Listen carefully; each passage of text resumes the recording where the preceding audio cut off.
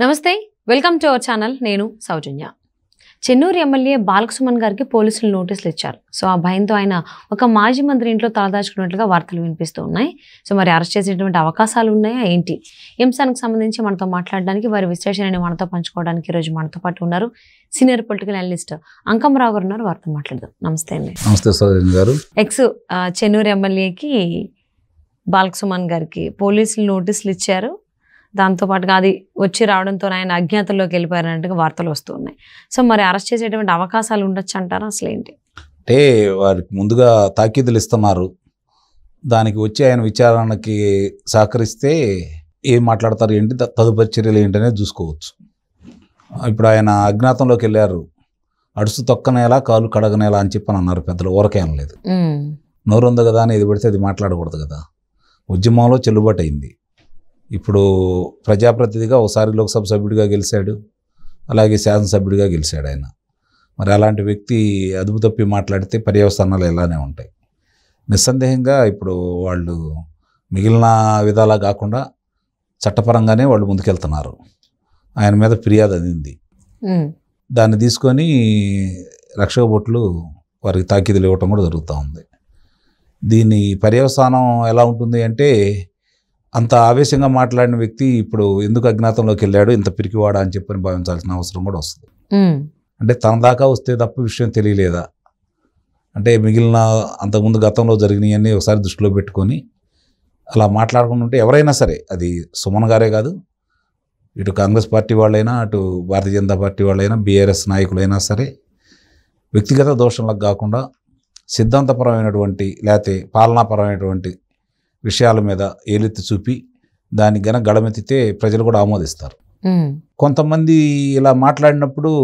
ఆనందపడతారు ఎందుకంటే అవతల వ్యక్తులు అవతల పార్టీ వాళ్ళకి వాళ్ళ మీద వీళ్ళకున్న ద్వేషాన్ని వాళ్ళ మీద ఉన్న కోపాన్ని ఒక నాయకుడు ఇలా మాట్లాడితే సంతోషపడే వాళ్ళు ఉంటారు కానీ అది 1% కూడా ఉండరు 1% మంది కూడా ఉండరు గుర్తుపెట్టుకోండి దాంట్లో అట్లా సంతోషపడేవాళ్ళు మిగిలిన 99% మంది ఏం ఆలోచిస్తున్నారని ఆలోచించుకోకుండా ఒక బాధ్యత గల ప్రజాప్రతినిధి అయ్యి ఉండి అలాంటి వ్యాఖ్యలు చేయటం వల్ల ఇప్పుడు ఆయనకే ఇబ్బంది కదా అంత అవసరమే ఉంది ప్రజాప్రతినిధిగా ఆయన ప్రజల్లో ఉండాలి ప్రజా సమస్యల మీద గళమెత్తాలి ప్రజల కోసం పోరాడాలి మళ్ళీ తిరిగి అదే స్థానంలో ఆయన గెలవాలి దానికోసం కదా పోరాటం చేయాలి దాన్ని ఎన్ని గాలికి వదిలేసి మరీ అంత కేసీఆర్ గారి మీద ఈయనకొక్కడికి అంత ప్రేమ ఉన్నట్టు మిగిలిన వాళ్ళకి ఎవరికి లేనట్టు అతి ప్రేమను చూపిస్తే వచ్చే ఇబ్బందులు ఇట్లానే ఉంటాయి మరి రేవంత్ రెడ్డి సర్కారు బాలకసుమన్ గారిని అరెస్ట్ చేసేంత వరకు ఊరుకోదు అని అనుకోవచ్చా లేకపోతే చట్టంగా వాళ్ళు ఏం చేయాలో చేస్తారు విచారణ పిలిపిస్తారు విచారణలో వాళ్ళకి ఆయన చెప్పే సమాధానం ఇచ్చే వివరణ సంతృప్తికరంగా ఉంటే ఆయన నిర్బంధంలో తీసుకునే దాకా వెళ్ళరు ఓకే అదుపులో తీసుకోరు అలా కాకుండా ఇలా గనక అందుబాటులో లేకపోతే అదుపులో తీసుకుంటారు అది సహజంగానే ప్రజాప్రతినిధులకు అందరికీ ఎదురయ్యే సమస్య ఇది కొన్ని విషయాల్లో చాలామంది ఇట్లానే అజ్ఞాతంలోకి వెళ్ళిపోతూ ఉంటారు ఇప్పుడు అజ్ఞాతంలో వెళ్ళాల్సిన పనే ఉంది ప్రజాప్రతినిధులు సమస్యల మీద కదా పోరాడాల్సింది వ్యక్తులతో కాదు కదా వ్యక్తుల మీద పోరాడేటప్పుడు అది వేరే విధంగా ఉంటుంది సమస్యల మీద పోరాడితే ఇలాంటి సమస్యలు అయితే ఉండవు కదా అంటే ఇప్పుడు మిగిలిన వాళ్ళకి ఒక రకంగా ఇది ఇట్లా ముందే జరగటం అనేది మిగిలిన వాళ్ళకి కూడా ఒక హెచ్చరిక లాంటిది మిగిలిన వాళ్ళు ఎవరు కూడా ఇక ఇట్లా నోరు జారకుండా ఉంటారు ఓకే వాళ్ళందరికీ పాపం మేలు చేసిన వాళ్ళే అవుతారు సుమన్ గారు ఎవరైనా అదుపు తప్పి మాట్లాడితే గతంలో లాగా అంటే ఆ రోజు ఉద్యమంలో ఎట్లా మాట్లాడినా చెల్లుబాటు అయింది ఇప్పుడు అలా కుదరదు కదా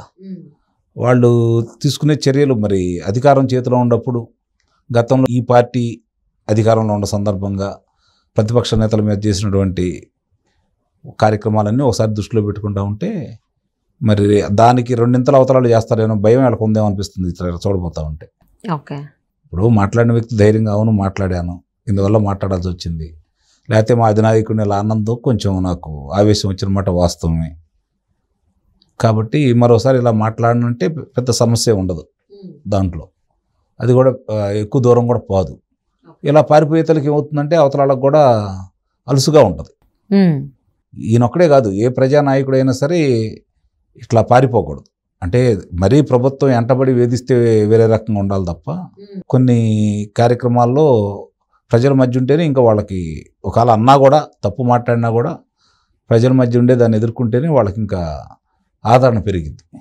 పారిపోతే ఏముందంటే సహజంగానే ఏదో గబిక్కిన మాట్లాడేశాడు, అంత పిరికాడు ఎందుకు మాట్లాడాలనే ఆలోచన కూడా వస్తుంది. ఓకే. సో మరి ఇప్పుడు బాలకృష్ణ పిరికోడు అనుకోవాలా అలా దాక్కున్నందుకో, లేకపోతే ధైర్యవంతుడు మళ్ళీ ముందుకు వస్తాడు బయటకు వచ్చి మాట్లాడతాడు అనుకోవచ్చా? ధైర్యవంతుడు కాబట్టి మాట్లాడాడు అనుకోవాలి ముందు.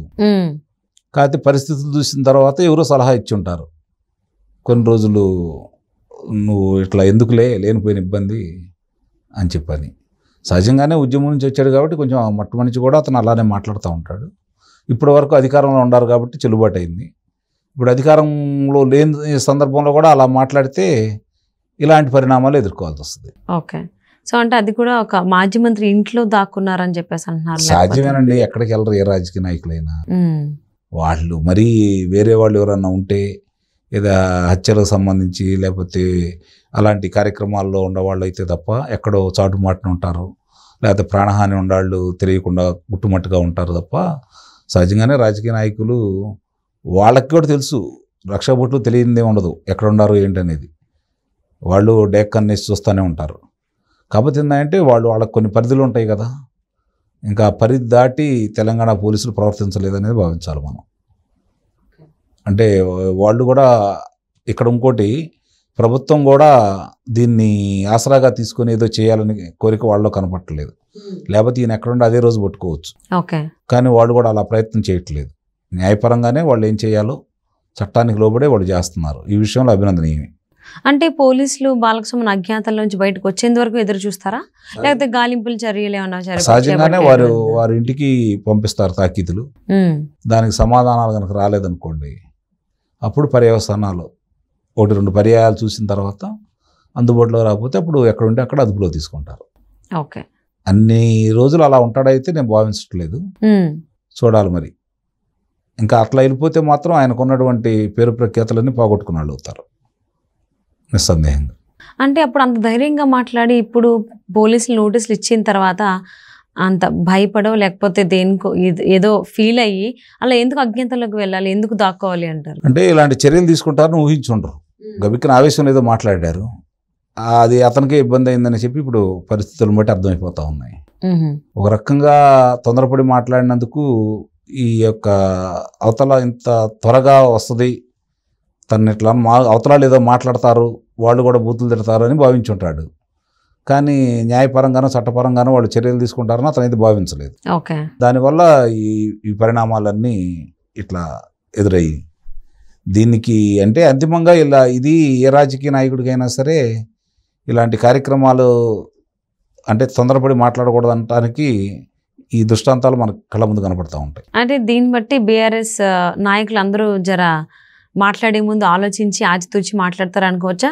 బాలకృష్ణ జరిగిన దాన్ని బట్టి సిద్ధాంతపరంగా విభేదిస్తారేమో కానీ ఇలా వ్యక్తిగత దోషంలోకి వెళ్లకుండా, అలాగే చెప్పులకి గట్రా చూపించకుండా వాళ్ళు కొంచెం అదుపులో ఉంటారని అయితే భావించాలి, నిస్సందేహంగా భావించాల్సి వస్తుంది, అందులో అనుమానం లేదు.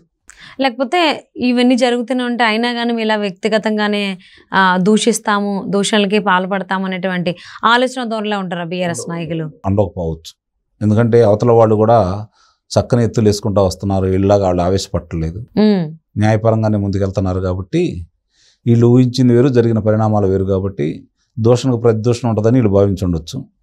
అలా కాకుండా వాళ్ళు చట్టపరంగా వెళ్తున్నారు కాబట్టి కొంచెం చట్టానికి ఎవరైనా అతిథులు అయితే కాదు కదా, చట్టానికి లోబడే కదా. కాబట్టి మనం చట్ట పరిధిలో మాట్లాడలేదు, న్యాయ పరిధిలో కూడా మాట్లాడలేదు. కాబట్టి భవిష్యత్తులో అలా మాట్లాడకూడదు, మనకే ఇబ్బంది అనేది వాళ్ళకు కూడా తెలుసు. కాబట్టి ఇతను ఒక రకంగా వాళ్ళకు మార్గదర్శకుడు అయ్యానని భావించాలి. మిగిలిన వాళ్ళు కొంచెం తన పరిధిలో తను ఉంటూ వ్యక్తిగత దోషం చేయకుండా మిగిలిన వాళ్ళు కూడా ఉంటారని అయితే నేను భావిస్తున్నాను. అధినాయకులు మాట్లాడుకోవచ్చు, సవాళ్ళు ప్రతి సవాళ్ళు విసురుకోవచ్చు, కానీ మిగిలిన వాళ్ళు కొంచెం అదుపాజ్ఞంలో ఉంటారని అయితే నేను భావిస్తున్నాను.